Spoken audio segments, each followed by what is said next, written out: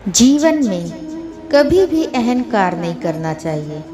जरूरी नहीं है कि आज जो आपके पास है वह कल भी होगा। द्वारिका में रानी सत्यभामा के साथ सिंहासन पर विराजमान थे। निकट ही गरुड़ और सुदर्शन चक्र भी बैठे हुए थे। तीनों के चेहरे पर दिव्य तेज झलक रहा था। बातों ही बातों में रानी सत्यभामा ने श्री कृष्ण से पूछा कि हे प्रभु, आपने त्रेता युग में राम के रूप में अवतार लिया था। सीता आपकी पत्नी थी, क्या वे मुझसे भी ज़्यादा सुंदर थी? द्वारकाधीश समझ गए कि सत्यभामा को अपने रूप का अभिमान हो गया है। तभी गरुड़ ने कहा कि भगवान, क्या दुनिया में मुझसे भी ज़्यादा तेज गति से कोई उड़ सकता है? इधर सुदर्शन चक्र से भी रहा नहीं गया और वे भी कह उठे कि भगवान, मैंने बड़े बड़े युद्धों में आपको विजय श्री दिलवाई है। क्या संसार में मुझसे भी शक्तिशाली कोई है? भगवान मन ही मन मुस्कुरा रहे थे। वे जान रहे थे कि उनके इन तीनों भक्तों को अहंकार हो गया है और इनका अहंकार नष्ट करने का समय आ गया है। ऐसा सोचकर उन्होंने गरुड़ से कहा कि हे गरुड़, तुम हनुमान के पास जाओ और कहना कि भगवान राम माता सीता के साथ उनकी प्रतीक्षा कर रहे हैं। गरुड़ भगवान की आज्ञा लेकर हनुमान को लाने चले गए। इधर श्री कृष्ण ने सत्यभामा से कहा कि देवी, आप सीता के रूप में तैयार हो जाएं। और स्वयं द्वारकाधीश ने राम का रूप धारण कर लिया।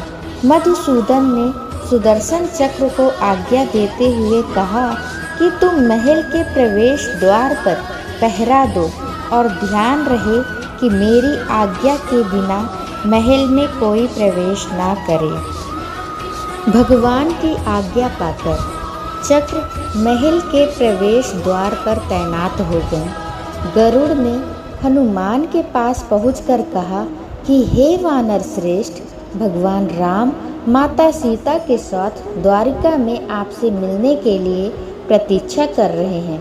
आप मेरे साथ चले, मैं आपको अपनी पीठ पर बैठाकर शीघ्र ही वहां ले जाऊंगा।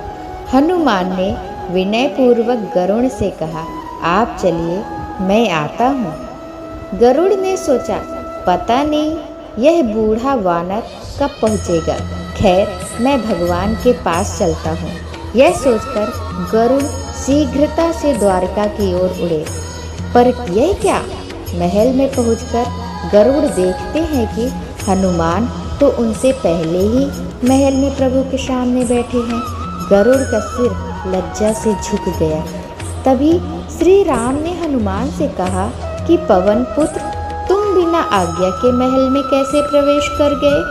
क्या तुम्हें किसी ने प्रवेश द्वार पर रोका नहीं?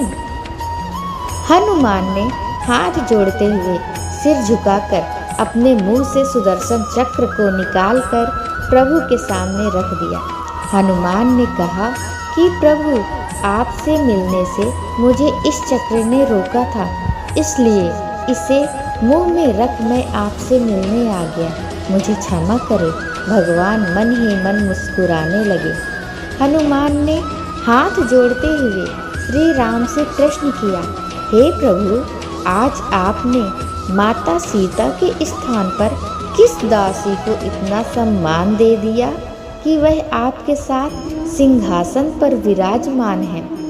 अब रानी सत्यभामा का अहंकार भंग होने की बारी थी। उन्हें सुंदरता का अहंकार था जो पल भर में चूर हो गया था। रानी सत्यभामा, सुदर्शन चक्र व गरुड़ जी तीनों का गर्व चूर चूर हो गया था।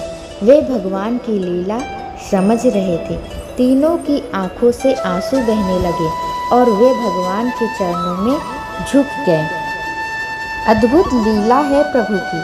अपने भक्तों के अहंकार को अपने भक्त द्वारा ही दूर किया उन्होंने।